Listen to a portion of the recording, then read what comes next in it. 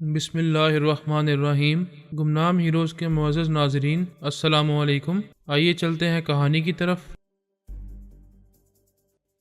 ابھی جو ہمارے ساتھ زبردست رسا کشی میں مصروف تھا، موجودہ حالات میں اس کا ذکر مسلسل ہونا چاہیے۔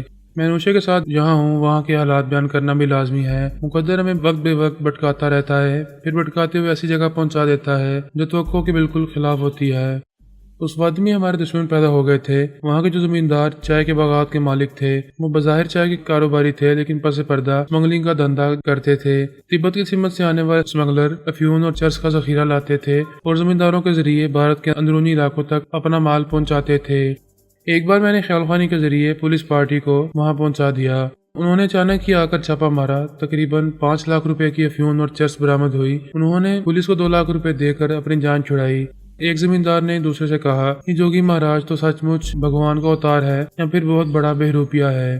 دوسرے زمیندار نے کہا، ہم یہاں 2 لاکھ روپے کا نقصان اٹھا رہے ہیں۔ ایسے وقت میں وہ جوگی مہاراج کیوں یاد آ رہا ہے؟ اس لیے یاد آ رہا ہے کہ اس نے کل ہی پیش گوئی کی تھی، مجھ سے کہا تھا میں غلط دھندے سے باز آ جاؤں، ورنہ آنے والا کل مجھ پر بھاری پڑے گا، اور تم دیکھ ہی رہے ہو اس کی بات کس قدر سچ نکلی ہے۔ آج کا دن ہم دونوں پر بھاری پڑ چکا ہے۔ 1 لاکھ تمہارے گئے، 1 لاکھ میرے بھی جا چکے ہیں۔ دوسرے نے اسے تھوڑی دیر تک سوچتی ہوئی نظروں سے دیکھا، پھر کہا کہ ہمارے دیش کا بہروپیہ جاسوس ہے، اسی نے پولیس کو اطلاع دی ہوگی، ورنہ کون جانتا ہے کہ ہم کیا دھندا کرتے ہیں، اپنا مال کہاں چھپا کر رکھتے ہیں۔ تم درست کہہ رہے ہو۔ پولیس والے ٹھیک اسی جگہ پہنچے تھے جہاں مال چھپا کر رکھا تھا۔ آخر ان لوگوں کو یہاں پہنچتے ہی یہ کیسے معلوم ہو گیا کہ مطلوبہ مال وہاں رکھا گیا ہے؟ وہ دونوں غصے سے تنتناتے ہوئے میرے پاس آئے۔ تمام بستی والے میرے عقیدت مند تھے، جیسے میری پوجا کرتے تھے۔ وہ دونوں وہاں آ کر مجھ سے بدتمیزی نہیں کر سکتے تھے۔ انہوں نے دوسروں کی موجودگی میں میرے سامنے ہاتھ جوڑ کر سر جھکا کر کہا، مہاراج ہم آپ سے اکیلے میں باتیں کرنا چاہتے ہیں۔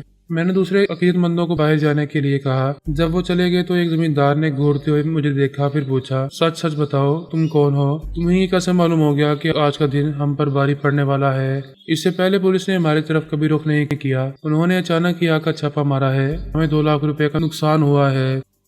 اگر غلط دھندے سے باز نہیں آؤ گے تو اس سے بھی زیادہ نقصان اٹھاؤ گے۔ یعنی تم چیلنج کر رہے ہو کہ پولیس کو پھر ہمارے پاس بھیجو گے؟ تم یقین کرو یا نہ کرو، پولیس والوں سے میرا کوئی تعلق نہیں ہے۔ میں اپنے گیان دھیان سے معلوم کر لیتا ہوں کہ آنے والے دنوں میں کیا ہونے والا ہے۔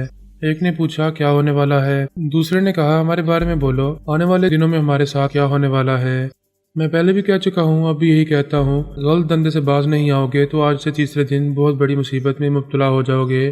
وہ بہت ہی بری گالی دیتے ہوئے کچھ کہنا چاہتا تھا، اس سے پہلے ہی میں نے اس کے دماغ پر قبضہ جما لیا۔ وہ اپنی زبان دانتوں تلے لے آیا، پھر تکلیف سے بل بلانے لگا۔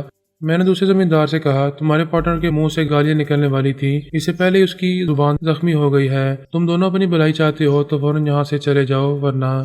میں بات ادھوری چھوڑ کر انہیں گور کر دیکھنے لگا۔ وہ فوراً ہی وہاں سے اٹھ کر چلے گئے۔ تمام راستے بڑبڑاتے رہے۔ میں نے ان کے چور خیالات پڑھ کر یہ معلوم کیا تھا کہ آج سے تیسرے دن ان کے پاس 10 لاکھ روپے کا مال پہنچنے والا ہے۔ اس لیے میں نے وارننگ دی تھی کہ وہ 2 دنوں میں اپنی غلطیوں سے باز نہیں آئیں گے، غلط دھندے سے پرہیز نہیں کریں گے تو تیسرے دن ان پر آفت نازل ہوگی۔ ایک زمیندار نے دوسرے سے کہا، اس جوگی کو کسی طرح پتہ چل گیا ہوگا کہ ہم نے پچھلا مال کہاں چھپایا تھا۔ اب اس کے باپ کو بھی معلوم نہیں ہو سکے گا۔ وہ مال جو کل پہنچنے والا ہے، ہم اسے چائے کے باغات والے گودام میں چھپائیں گے۔ وہ اپنی حرکتوں سے باز آنے والے نہیں تھے۔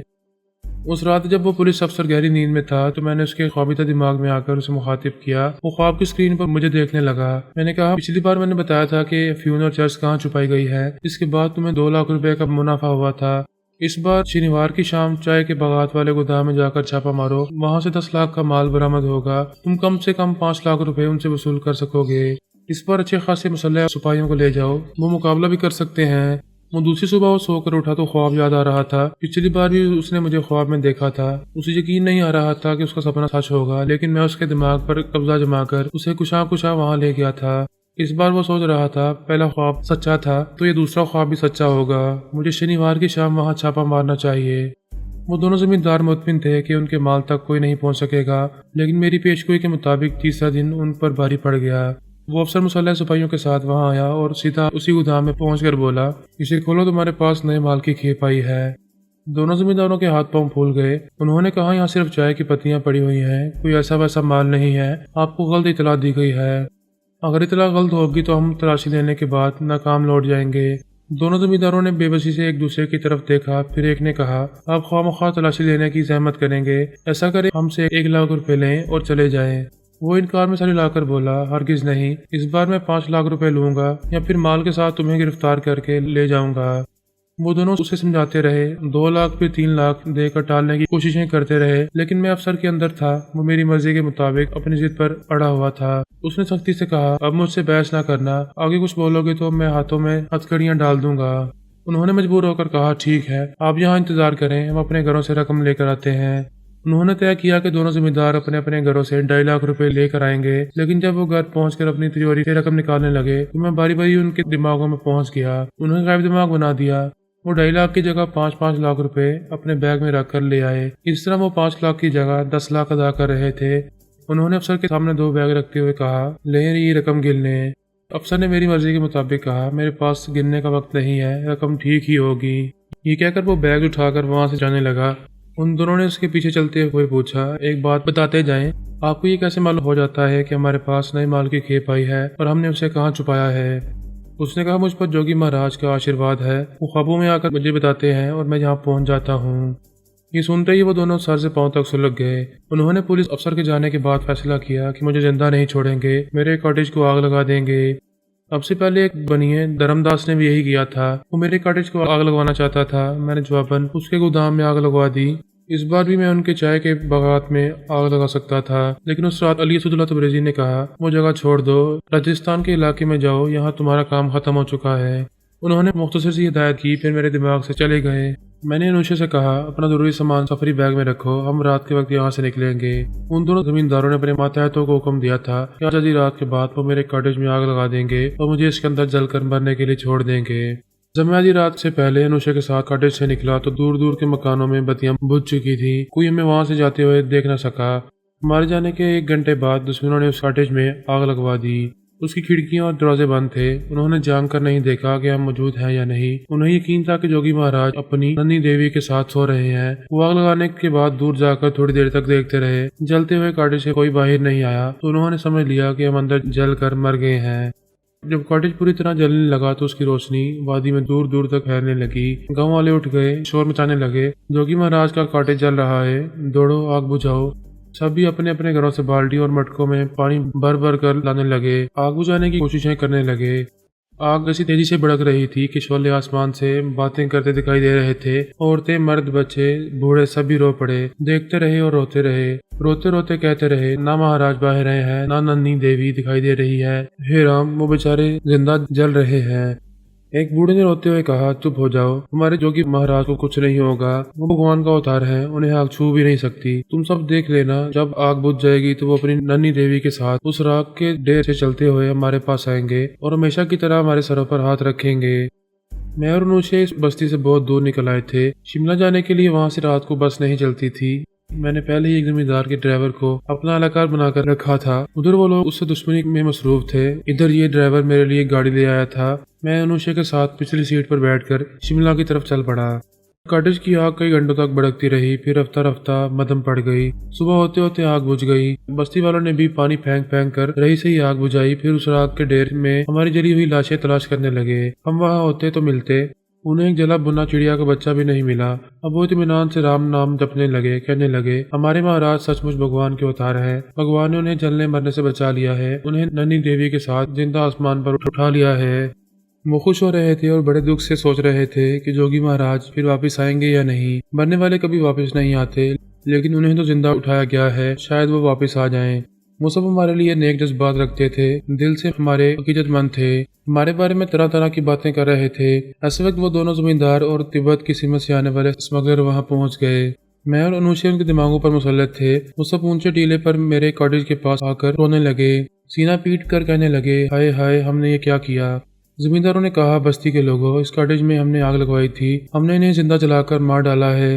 अब हमें जीने का कोई हक नहीं है, हम भी यहीं अपनी जान देंगे। और ये तिब्बत के बशिंदे हैं, अफयून और चर्च का कारोबार करते हैं। महाराज ने हमें समझाया था कि हम ये गलत धंधा न करें, मगर हम अपनी हरकतों से बाज नहीं आए और बार बार नुकसान उठाते रहे। अब हम इस दुनिया से जा रहे हैं, हमारी आंखों के सामने खुद अपने हाथों से सजा पा रहे हैं। उन्होंने रिवॉल्वर निकालकर पहले उन स्मगलरों को गोलियों को निशाना बनाया, फिर उन दोनों ने एक दूसरे का निशाना लेते हुए कहा, बस्ती के लोगों, हम आखिरी बार महाराज की जय जयकार सुनना चाहते हैं, बोलो जोगी महाराज की जय। वो सब मेरी जय जयकार करने लगे। उसी वक्त उन्होंने ट्रैगर दबाए, एक ही गोली दूसरे को लगी, दोनों वहीं राख के ढेर में गिरकर हमेशा के लिए ऊपर पहुंच गए।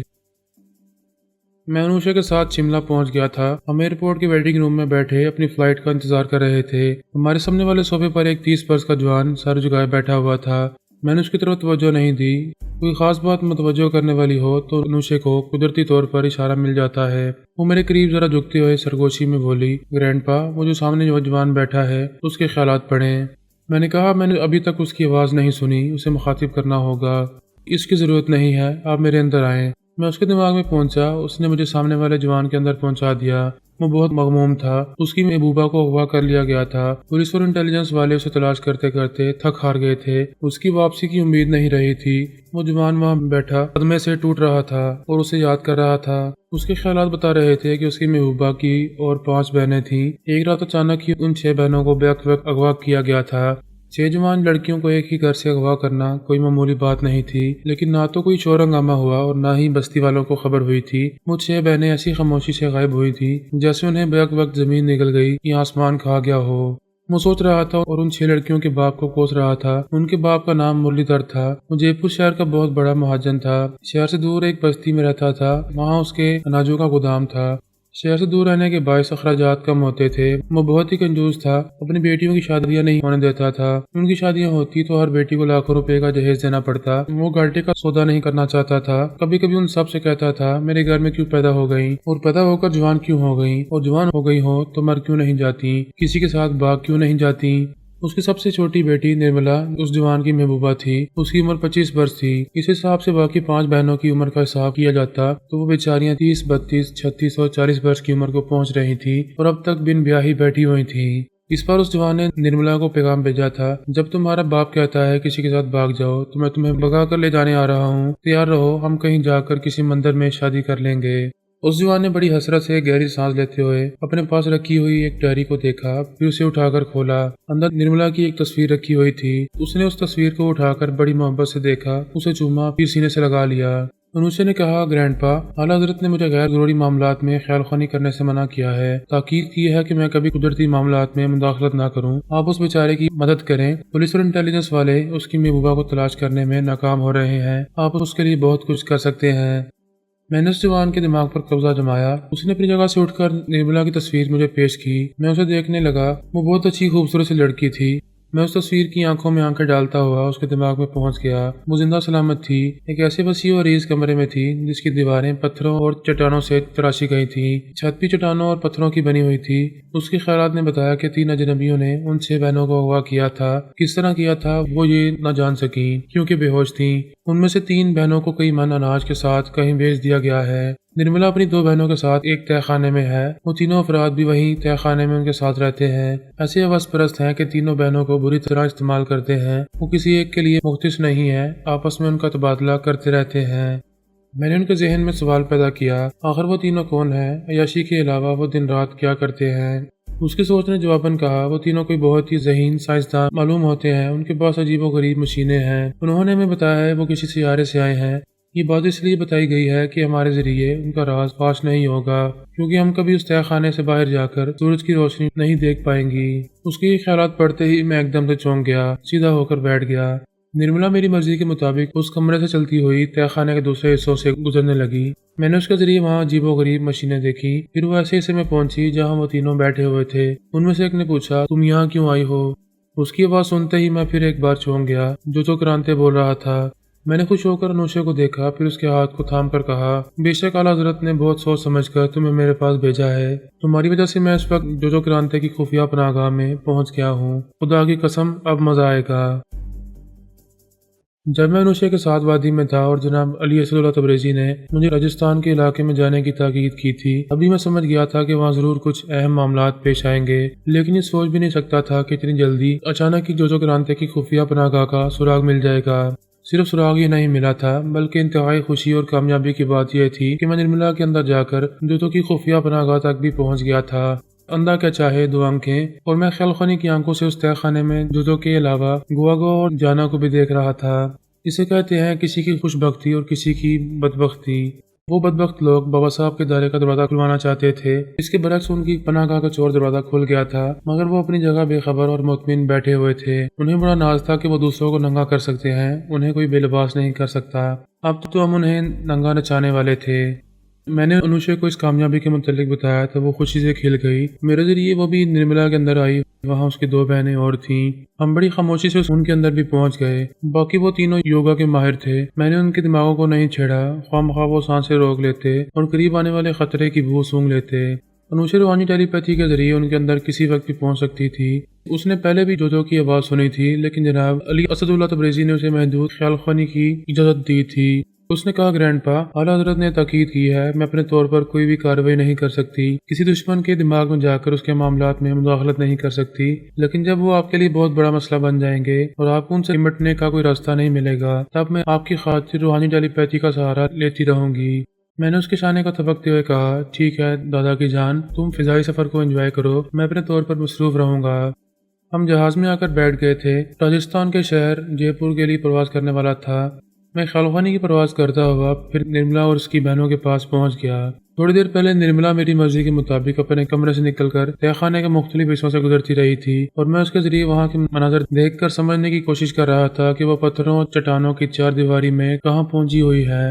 اس بیچاری کے خیالات بتا رہے تھے کہ جب سے وہاں آ کر قیدی بنی ہے تب سے ان پتھروں اور چٹانوں سے باہر اس نے سورج کی روشنی نہیں دیکھی۔ وہ نہیں جانتی کہ ہندوستان کے کسی علاقے میں ہے یا کسی دوسرے ملک کی پال کوٹری میں زندگی گزارنے آئی ہے۔